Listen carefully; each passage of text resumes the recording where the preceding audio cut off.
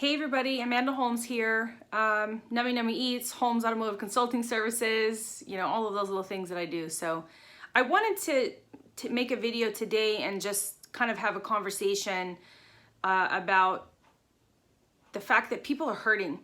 I think we all know that people are hurting, but I think it's ringing more and more true and sort of prevalent in our eyes every day that we turn on the news, every day that we open up our social media feeds. Yet another mass shooting that's happened. And I know that there's a lot of people having these conversations.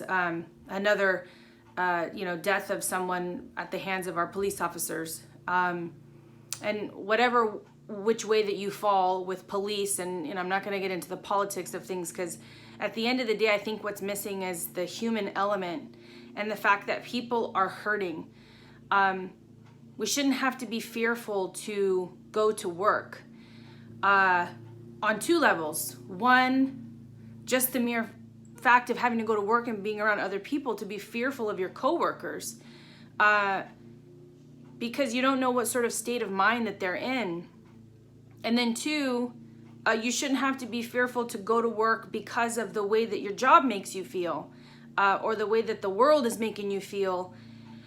And I know that there's a lot to be sort of unraveled, in that sentence, but I think it goes to show how deeply people are hurting and how people really don't feel like they're heard. And I think that we need to do a better job of hearing each other. And if any of you listened or watched the video that I posted yesterday, it talked about what is the future of sales and how we're missing that interaction. We're missing that human connection.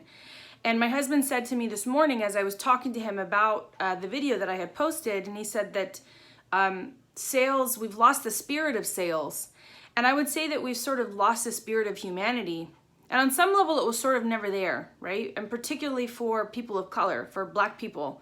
But not just Black people, but people of color just in general. But Black people in the United States, in the way that they have been treated, in the way that the systemic racism is deeply embedded into our veins in this country. And we don't realize the ways in which our actions, maybe they're not intentional, but they're there. And so I woke up this morning and saw the news about the FedEx mass shooting. And again, I had to track a package, and the first thing that comes up on the website is their deep sorrow and loss for the people that they lost, at one of their facilities. So my question is, how many more times do we have to keep hearing our deep sorrow for the people that we lose? How many more people do we have to keep losing before people wake up? The government's not going to do anything. Well, and even if they do, what is it that people are missing to feel the need to pick up a gun and go and shoot people? We're missing human connection. We have become so enthralled with computers, with the phone. We don't know how to say hello to people. We don't know how to look at someone as a human being anymore. We don't know how to see the value in human life. We see people as money. We see them as a means to what we want. We see them as a paycheck. We see them as a commodity.